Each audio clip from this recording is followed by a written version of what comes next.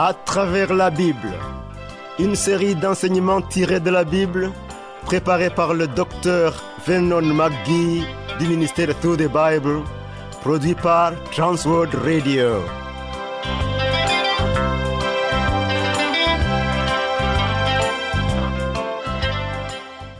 Réalisation Abdoulaye Sango, présentation Marcel Mondiou-Do.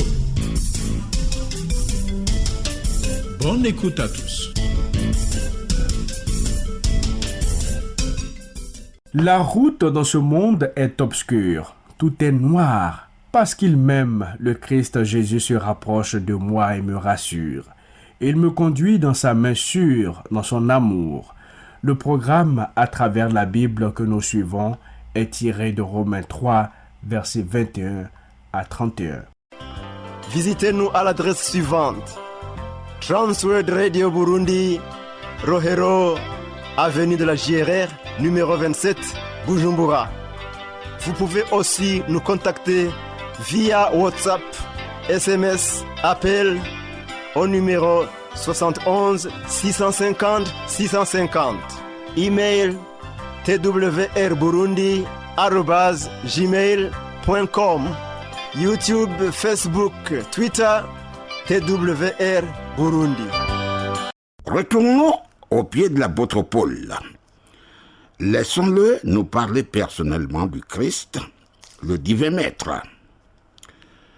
Alors, apôtre Paul, qu'est-ce que la justification? Peut-on remplir ce que Dieu nous demande d'accomplir? Lisons Romains chapitre 3, versets 21 à 23. Mais maintenant, sans la loi est manifestée la justice de Dieu à laquelle rendent témoignage la loi et les prophètes. Justice de Dieu par la foi en Jésus-Christ pour tous ceux qui croient. Il n'y a point de distinction. Car tous ont péché et sont privés de la gloire de Dieu. Voilà.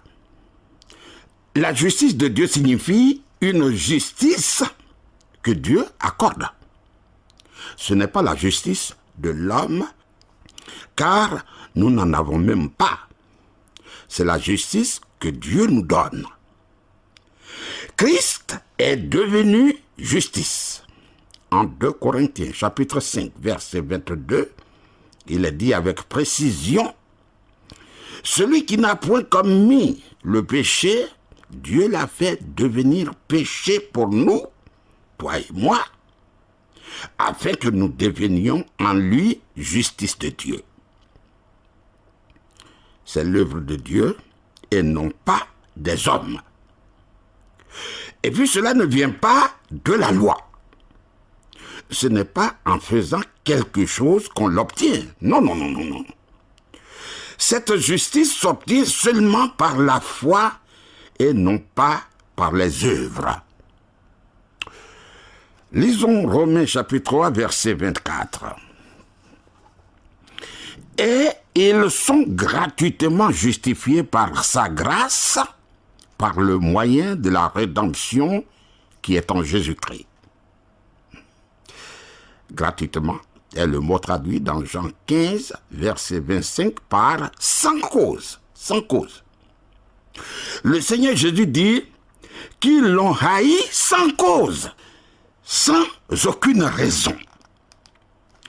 Maintenant, Paul dit, ils sont gratuitement justifiés sans cause. L'explication ne provient pas de nous. Dieu ne dit pas, oh, ils sont si merveilleux que je dois faire quelque chose pour eux. Non, non. Comme nous l'avons déjà vu, il n'y a rien en nous qui susciterait la grâce de Dieu, autre que notre grand besoin de cette grâce. Nous sommes justifiés sans cause. C'est par grâce, ce qui veut dire qu'il n'y a aucun mérite de notre côté. Je rappelle que la grâce est une faveur qu'on ne mérite pas du tout. C'est l'amour en action. veux-tu que je le répète encore? La grâce est une faveur qu'on ne mérite pas du tout. C'est l'amour en action. C'est par le moyen de la rédemption qui est en Jésus-Christ. La rédemption, le salut, le rachat est toujours relié à la grâce de Dieu. Dieu nous sauve parce que Christ nous a rachetés. Il a payé le prix. Il est mort sur la croix dans ce but. Vois-tu, la justification par la foi est en réalité plus forte que l'effacement de nos péchés, c'est-à-dire plus que le pardon. C'est le don de la justice de Christ. En d'autres termes, nous ne retrouvons pas simplement la condition première d'Adam, mais en plus, nous obtenons quelque chose de bien plus merveilleux. Nous sommes placés en Jésus-Christ et nous demeurerons pendant toute l'éternité comme les fils de Dieu. Alléluia. Regarde, John Bunyan a perdu presque la tête quand cet homme de Dieu s'est rendu compte qu'il était un si grand pécheur sans aucune justice de sa part. Il dit, quand Dieu me montra John Bunyan que je suis moi, comme lui, Dieu, il me voyait, je n'ai pas seulement dit que je suis un pécheur, mais que je suis le péché. Depuis la racine des cheveux jusqu'à la plante des pieds, j'étais entièrement péché. Et cet homme, Bunyan, a lutté avec le problème de savoir comment il pouvait se tenir en la présence de Dieu, même une fois ses péchés pardonnés. Comment pouvait-il se tenir devant Dieu? Alors, comment pourrait-il comparaître devant le Dieu 3 fois saint? Puis, un soir, alors qu'il marchait dans un champ de blé tout en s'interrogeant sur ses problèmes, les paroles de Paul, qui était un autre grand pécheur et qui s'appelait même le plus grand des pécheurs, lui sont venues à l'esprit et son fardeau est tombé. La parole de Paul se trouve dans Philippiens 3, verset 9. Être trouvé en lui, non avec ma justice, celle qui vient de la loi, mais avec celle qui s'obtient par la foi en Christ, la justice qui vient de Dieu par la foi. Vois-tu, quand on lit le voyage du pèlerin de Bunyan, on lit en réalité la vie de Bunyan. Quand le pèlerin arriva avec son grand fardeau sur ses épaules, dans le bourbier, dans le marais du désespoir, il ne savait que faire jusqu'à ce qu'il vienne à la croix. Et là, son fardeau l'a quitté, quand il a mis sa confiance en Christ comme son sauveur. Justifié par grâce, décrit le moyen par lequel Dieu nous sauve.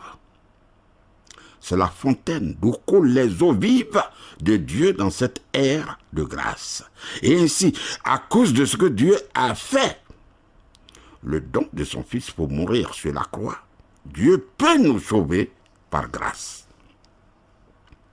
Paul dans Éphésiens 2, versets 4 et 5 dit « Mais Dieu qui est riche en miséricorde, à cause du grand amour dont il nous a aimés, nous qui étions morts par nos offenses, nous a rendus vivants avec Christ.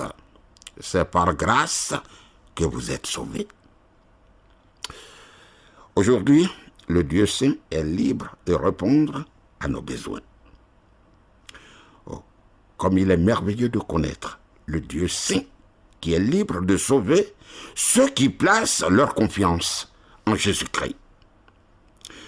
Comme Pierre le dit à la nation d'Israël, il n'y a de salut en aucun autre, car il n'y a sous le ciel aucun autre nom qui ait été donné parmi les hommes par lequel nous devions être sauvés. C'est écrit en Actes chapitre 4, verset 12. Lisons Romains chapitre 3, versets 25 et 26. C'est lui que Dieu a destiné à être par son sang, pour ceux qui croiraient, victime propitiatoire, afin de montrer sa justice, parce qu'il avait laissé impunis les péchés commis auparavant au temps de sa patience. Il montre ainsi sa justice dans le temps présent, de manière à être juste tout en justifiant celui qui a la foi en Jésus. On remarque l'expression « par son sang pour ceux qui croiraient ». Ce sang nous parle du don de sa vie. Et sans effusion de sang, il n'y a pas de pardon. Hébreux 9, verset 22. Regarde. Quand tu enfonces un couteau dans le corps d'un homme et que son sang coule, cet homme est un homme mort parce que la vie de la chair est dans le sang. Et la vie de Jésus-Christ a été offerte. Et ce sang était extrêmement précieux, selon Simon-Pierre. Ces deux versets sont remplis de mots qui sont difficiles. Propitiation, c'est-à-dire faveur, justice, rémission. Bien que ce soit des mots difficiles, amis, n'aie pas peur d'eux.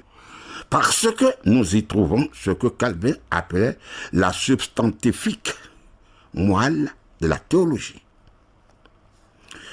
Calvin a écrit aussi: il n'existe probablement pas dans toute la Bible un passage qui présente avec autant de profondeur la justice de Dieu en Christ.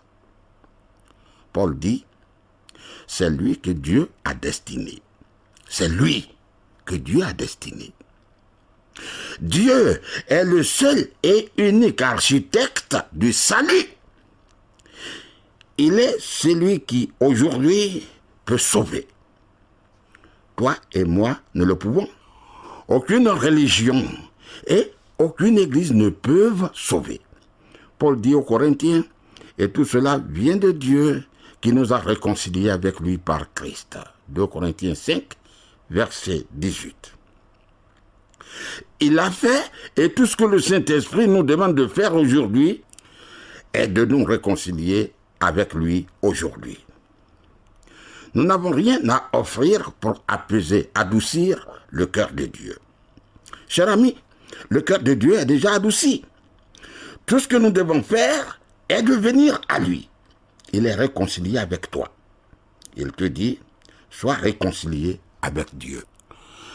Victime propitiatoire nous renvoie à plus de 2000 ans en arrière, quand Christ a été destiné à être le Sauveur. Tu te rappelles que le voile du temple cachait le propitiatoire, et seul le souverain sacrificateur pouvait aller au-delà de ce voile. Mais aujourd'hui, Christ nous a été présenté comme le propitiatoire. L'auteur de l'Épître aux Hébreux dit: au-dessus de l'arche étaient les chérubins de la gloire, couvrant de leur ombre le propitiatoire. Hébreux 9, verset 5. Ici, le mot grec pour propitiatoire est le même mot traduit dans Romains chapitre 3 par propitiation. Christ a été présenté comme le propitiatoire. Rappelle-toi que le pauvre publicain pleurait parce qu'il avait besoin de miséricorde. Il disait: ô Dieu, sois apaisé envers moi, qui suis un pécheur. Luc 18, verset 13, ce qui signifie littéralement: Dieu, si seulement il y avait un propitiatoire pour moi, pauvre publicain, où je pourrais me rendre, ô Dieu. Vois-tu, Lorsqu'un juif devenait un publicain, disons un péager, une personne qui travaille contre son peuple, pour le colon, qui encaisse avec force les impôts et qui escroque le peuple, il se séparait du coup du temple et du propitiatoire. Or, Paul affirme qu'il existe un propitiatoire pour nous. Dieu a destiné Christ à être victime propitiatoire pour tous ceux qui croiraient en son sang. Il est merveilleux de savoir que nous avons un Dieu saint qui, avec joie, satisfaction et délice, peut offrir au monde aujourd'hui un propitiatoire. Écoute, Dieu ne te sauve pas à contre-cœur, non, non. Si tu viens à lui, il te sauve totalement et parfaitement. Cher ami, quand je suis venu à Jésus, j'ai tout reçu. Éphésiens 1, verset 3 dit, « Béni soit le Dieu et Père de notre Seigneur Jésus-Christ, qui nous a bénis de toute bénédiction spirituelle dans les lieux célestes en Christ. » Oh, comme il a été bon. N'oublie pas cela, oui, ne l'oublie pas. Il nous dit de venir à lui. Il nous accepte. Il dit, je ne mettrai pas dehors celui qui vient à moi. Jean 6, verset 37. En réalité, toi et moi étions séparés du Dieu 3 fois saint.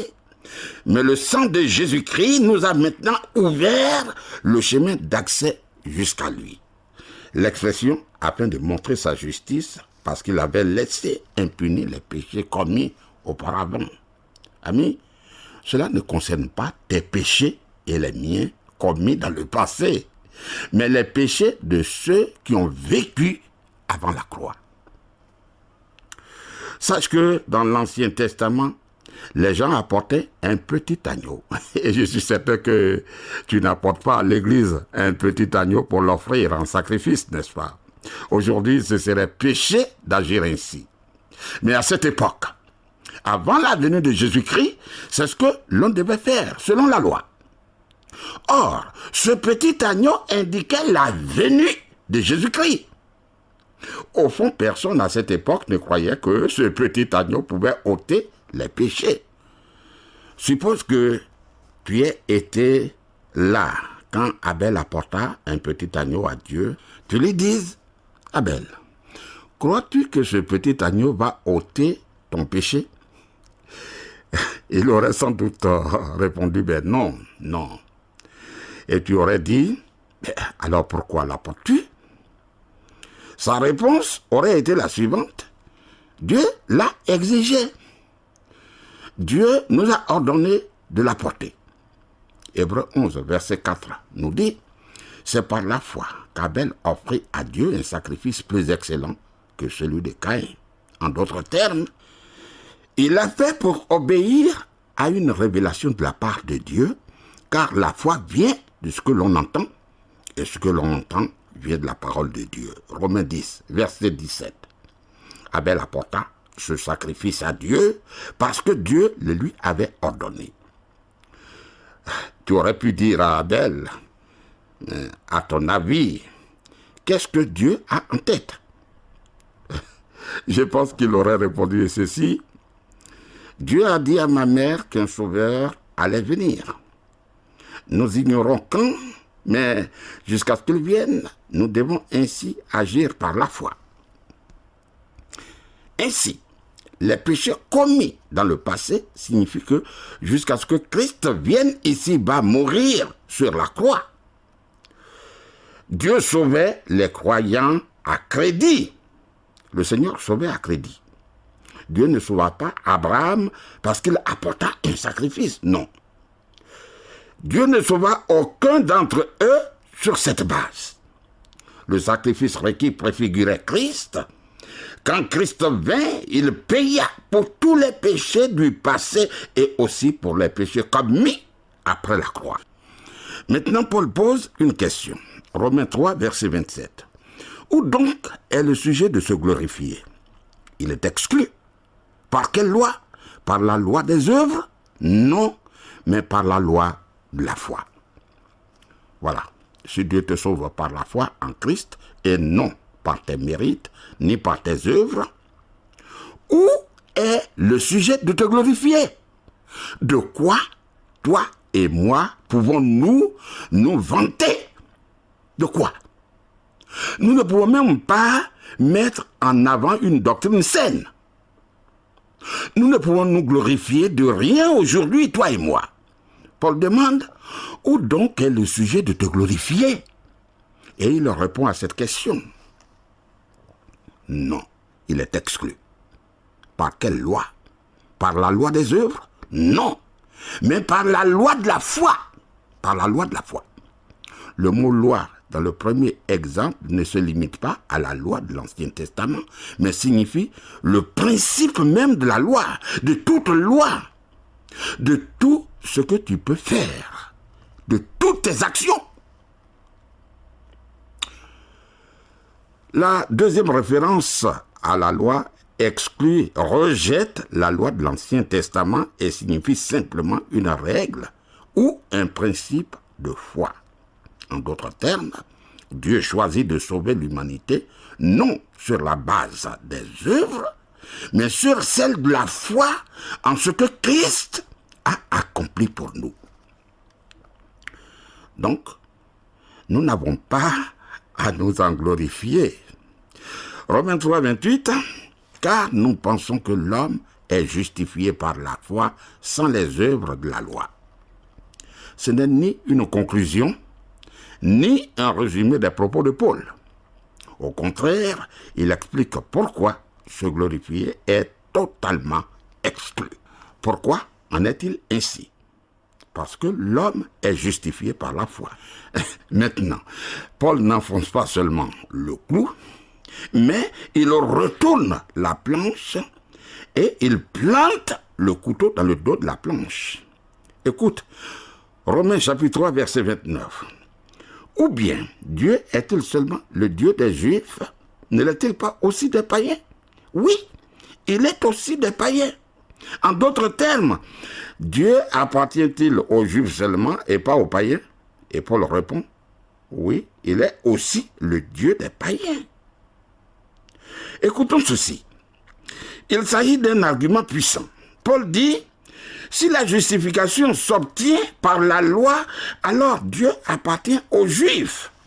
Mais si la justification s'obtient par la foi, alors il est à la fois le Dieu des Juifs et le Dieu des païens. Remarque la logique du raisonnement. Si le Juif persistait dans sa position, alors il devait exister deux dieux. Un Dieu pour les Juifs et puis un autre Dieu pour les païens. Mais regarde, le Juif ne le permettrait pas. Il est monothéiste, c'est-à-dire qu'il croit en un seul Dieu. La plus grande affirmation qui a été donnée à la nation d'Israël se trouve peut-être en Deutéronome chapitre 6, verset 4. Écoute, Israël, l'Éternel notre Dieu est le seul éternel. Voici le message que Dieu donne au monde païen avant la venue de Christ. Romains 3, verset 30. Puisqu'il y a un seul Dieu qui justifiera par la foi les circoncis et par la foi les incirconcis. En d'autres termes, il n'existe qu'un seul Dieu. Et dans l'Ancien Testament, il a donné la loi à l'homme. L'homme est tombé, l'homme a failli. Dieu n'a pas abandonné les hommes par l'observance de la loi. Le salut s'obtenait toujours par le sacrifice que l'homme apportait par la foi et qui préfigurait la venue du Seigneur Jésus-Christ. Romains 3, verset 31. Annulons-nous donc la loi par la foi? Loin de là. Au contraire, nous confirmons la loi. Voilà. La référence à la loi, je pense, introduit un autre sens de ce mot. Il n'est pas limité au système mosaïque ici. Il ne se rapporte pas non plus à n'importe quelle loi. Au contraire, il se réfère à l'ensemble de la révélation de l'Ancien Testament. La foi excluait les œuvres de la loi. Mais supprimait-elle la totalité de la révélation de l'Ancien Testament? Non, non, c'est pas. L'apôtre va démontrer dans le chapitre suivant, par l'illustration de deux hommes de l'Ancien Testament, Abraham et David, qu'elle n'excluait pas cela. Ces deux hommes clés exceptionnels ont été sauvés, pas par la loi, mais par la foi. Pour commencer, Abraham est né et est mort 400 ans avant que Dieu donne la loi.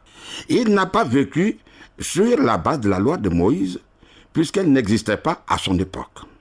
Dieu l'a sauvé sur une autre base, celle de la foi. Quelqu'un dira, mais qu'en est-il de David? Penses-tu que David aurait pu être sauvé en observant la loi? Bien sûr que non. L'Ancien Testament affirme très clairement que David a transgressé la loi. Pourtant, Dieu l'a sauvé. Le Seigneur l'a sauvé. Comment? Par la foi. David a mis sa confiance en Dieu et a cru en lui. Même dans son péché, il est venu confesser sa faute à Dieu. Dieu l'a accepté et l'a sauvé par la foi. Aujourd'hui, cher ami, quand toi et moi reconnaissons que nous sommes pécheurs et allons auprès de lui en plaçant notre foi en lui comme notre sauveur, il nous sauve, sans tenir compte de qui nous sommes, d'où nous sommes et de comment nous sommes.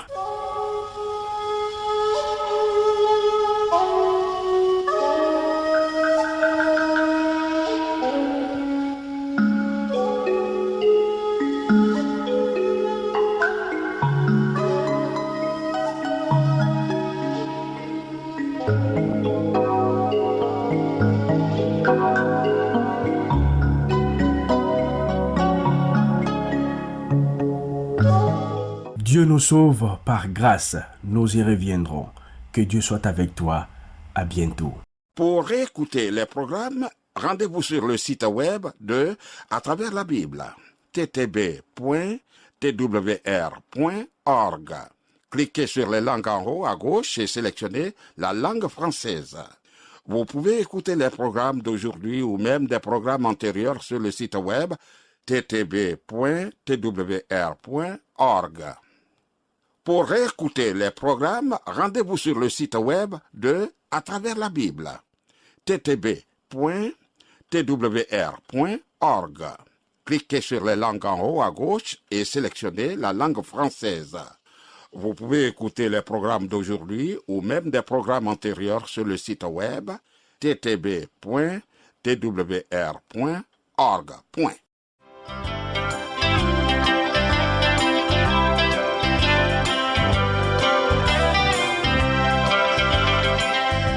Vous venez de suivre le programme À travers la Bible, une série d'enseignements tirés de la Bible, préparée par le docteur Vernon McGee du ministère Through the Bible, une production de Transworld Radio. Visitez-nous à l'adresse suivante: Transworld Radio Burundi, Rohero, avenue de la JRR, numéro 27, Bujumbura. Vous pouvez aussi nous contacter via WhatsApp, SMS, appel au numéro 71 650 650. Email twrburundi@gmail.com. YouTube, Facebook, Twitter, TWR Burundi.